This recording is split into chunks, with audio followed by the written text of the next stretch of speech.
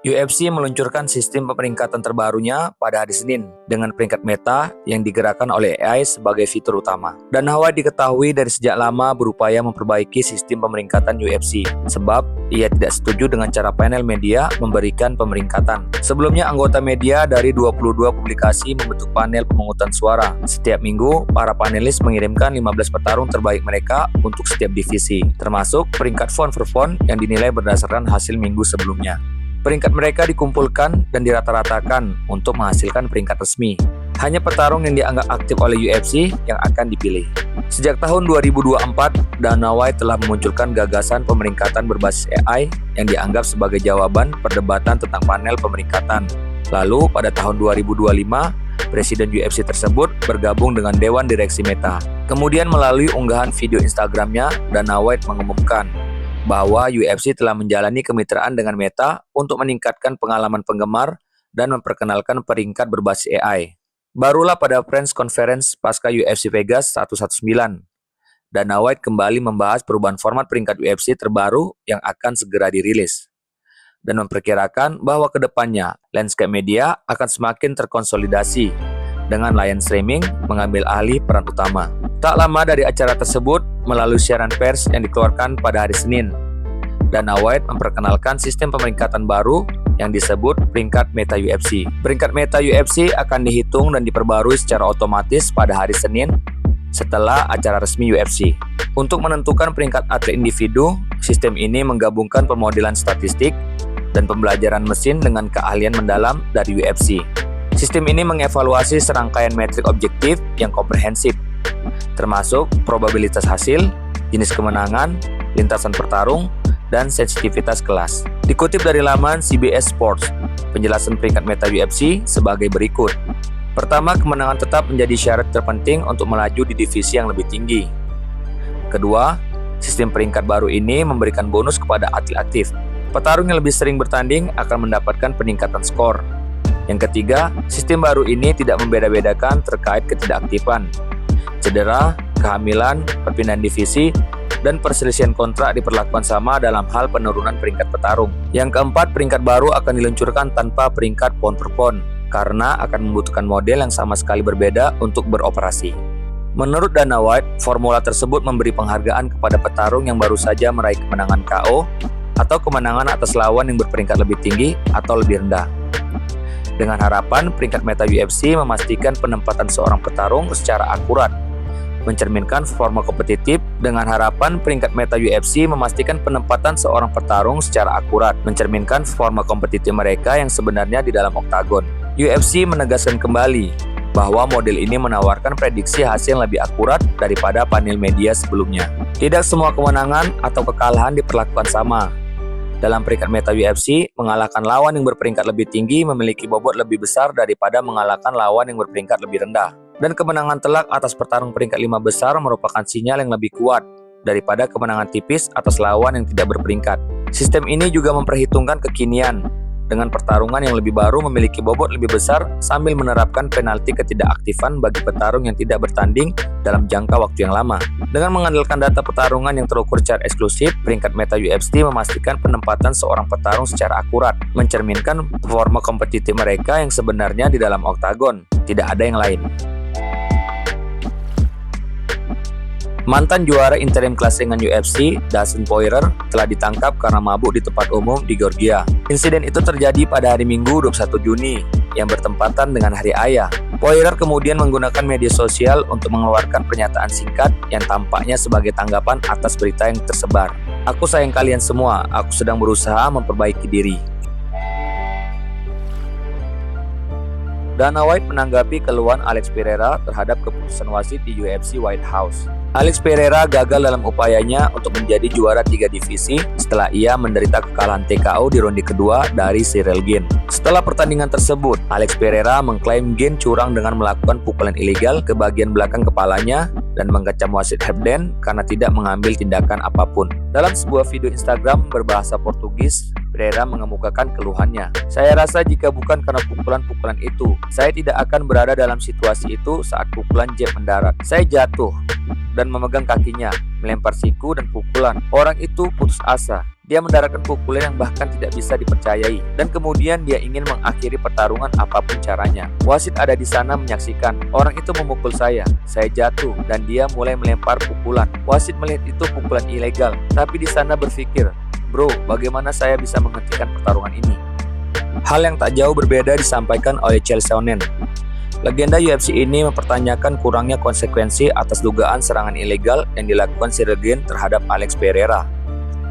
Melalui saluran YouTube resminya, mantan petarung MMA dan analis serta mantan bintang UFC ini mengisyaratkan bahwa beberapa lawan Gane di masa lalu juga mengeluhkan penggunaan serangan ilegal oleh Gane.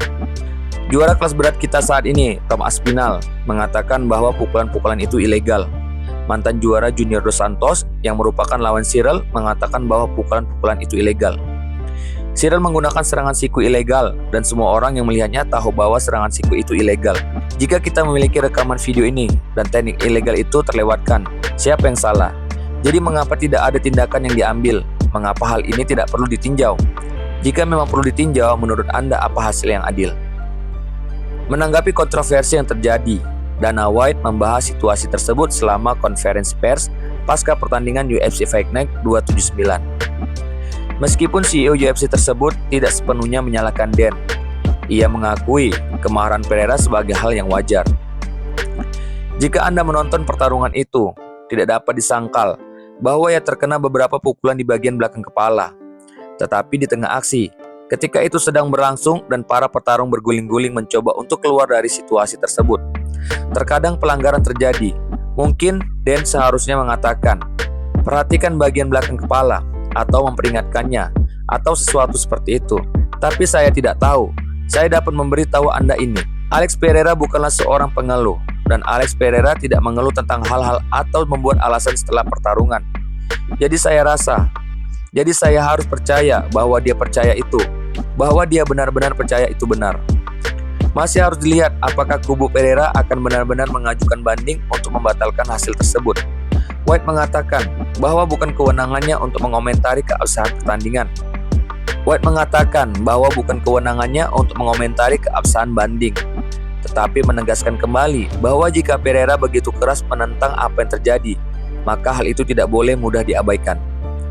Saya tidak punya pendapat tentang banding. Itu adalah sesuatu yang harus mereka selesaikan dengan komisi. Bukan urusan saya. Seperti yang saya katakan, Alex Pereira bukan orang yang suka mengeluh. Orang itu tidak pernah mengeluh tentang apapun. Jadi Anda harus percaya jika dia begitu serius tentang hal itu, bahwa dia kesal dan percaya itu benar. Di sisi lain, Herb Dean memberikan klarifikasi atas kontroversi yang dianggap menjadi penyebab kekalahan Alex Pereira, dan memberikan penjelasan mengapa dia tidak menyatakan pukulan Ciryl Gane terhadap Alex Pereira sebagai sebuah pelanggaran. Aturan yang kita bicarakan adalah bagian belakang kepala, dan itu membingungkan karena berbeda dengan tinju. Cara kami menegakkan aturan ini adalah dengan fokus pada tengkuk. Kurasa itulah nama aturan yang tepat. Persimpangan oksipital tengkuk juga mencakup tulang belakang dan mencakup garis tepat di sini dengan varis 1 inci ke setiap sisi, tepat di sini. Jadi inilah yang kami bahas dalam rapat peraturan. Saya akan memberitahu mereka bahwa area ini hampir terlarang. Area ini adalah pukulan yang sah. Ini adalah pukulan yang sah. Ini adalah pukulan yang sah. Ini adalah pelanggaran. Semoga ini sudah biasa bagi kalian dan memperjelas semuanya.